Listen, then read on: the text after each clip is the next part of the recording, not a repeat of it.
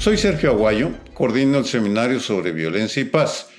Y cuando supe de la decisión de renovar el Poder Judicial de la Federación y cambiar a toda la Suprema Corte, decidí que valdría la pena hacer una revisión de los aportes hechos por la primera sala a los derechos humanos.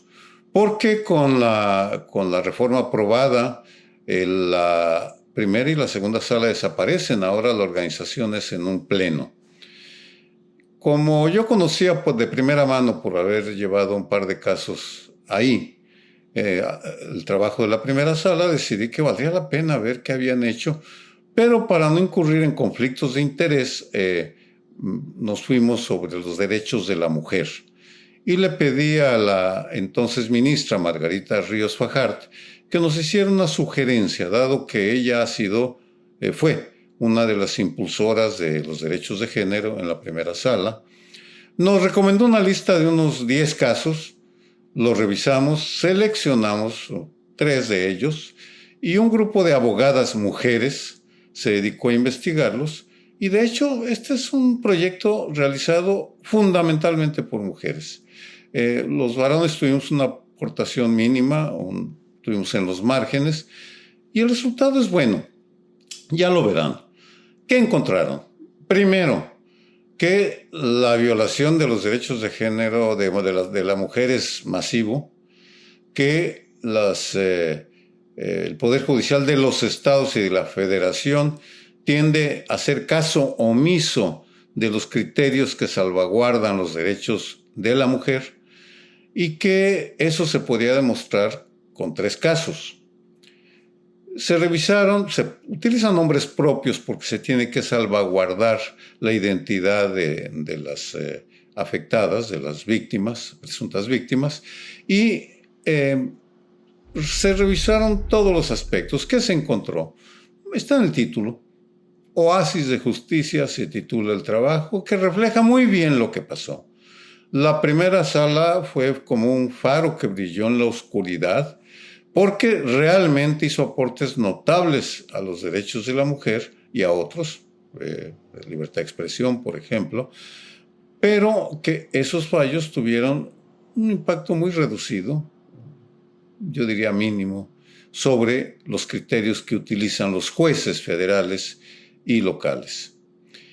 En ese sentido, pues es una lección que espero retome la nueva Suprema Corte, los jueces, porque sería absurdo que no tomaran en cuenta lo positivo y que solo hayan criticado lo negativo del Poder Judicial ya desaparecido. Y en ese sentido, el estudio que presentamos, más allá del interés que puedan revestir los 3 casos que lo tienen, por supuesto, está en que ilustra un patrón importante.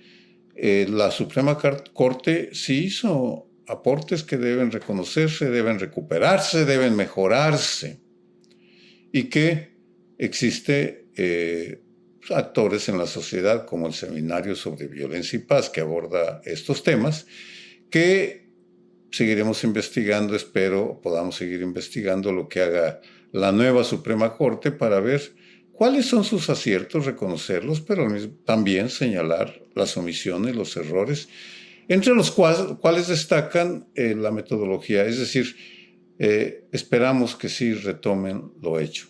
Por lo pronto, felicito a las investigadoras, qué equivocación. Les agradezco la confianza que tuvieron en el colegio, en el seminario, y espero disfruten el texto escrito y el podcast, en donde narramos los detalles de la investigación titulada Oasis de Justicia sobre los aportes hechos por la primera sala a los derechos humanos en México. Gracias.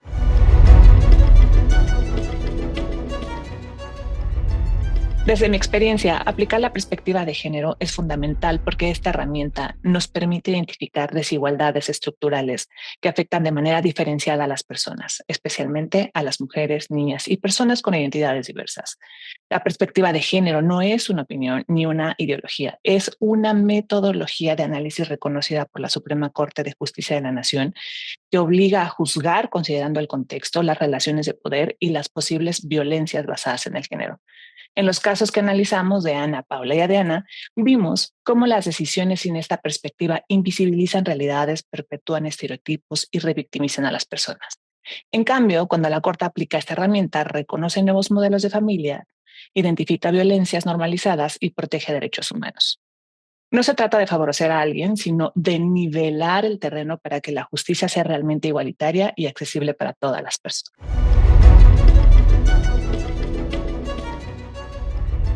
Una de las principales enseñanzas de este estudio es que la justicia no es inmediata, pero tampoco inalcanzable.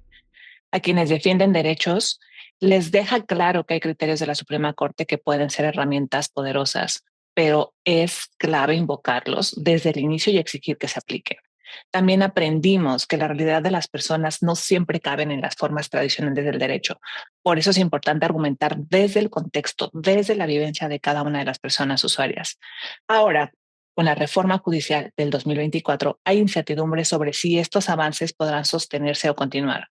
Quienes defendemos derechos tenemos el derecho de seguir insistiendo en la transversalización del enfoque de género y derechos humanos en todo el sistema, desde el primer juzgado hasta esta instancia extraordinaria como es la Suprema Corte. Este trabajo nos recuerda que cada paso hacia la justicia puede abrir camino para otras personas y por eso no basta con litigar, también hay que incidir.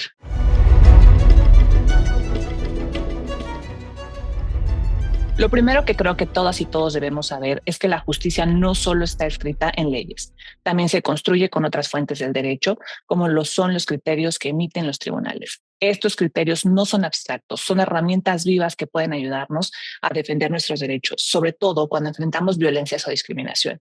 Es importante saber que las y los jueces deben aplicar principios de derechos humanos y perspectiva de género e interseccionalidad, y que podemos exigirlo.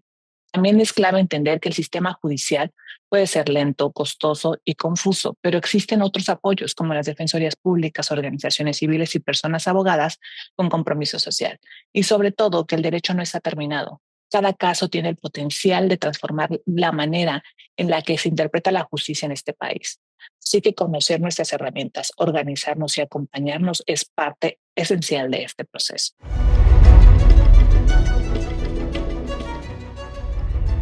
Bueno, primero es importante considerar que para que una persona lleve su caso a la Suprema Corte es necesario un proceso de alrededor 3 o 4 años para pasar por las primeras instancias. Con esto en mente hay que considerar todos los costos económicos, psicológicos e incluso el tiempo que se requiere para llevar un caso. Si bien no tuvimos acceso para platicar con las personas usuarias respecto a su experiencia, los costos exactos, de acuerdo con el índice de Estado de Derecho, nos encontramos con que México es uno de los países peores posicionados respecto al acceso a la justicia civil. Esto significa que a las personas les cuesta muchísimo más trabajo poder cubrir los costos de un caso, llamémoslo honorarios, viáticos o costos administrativos.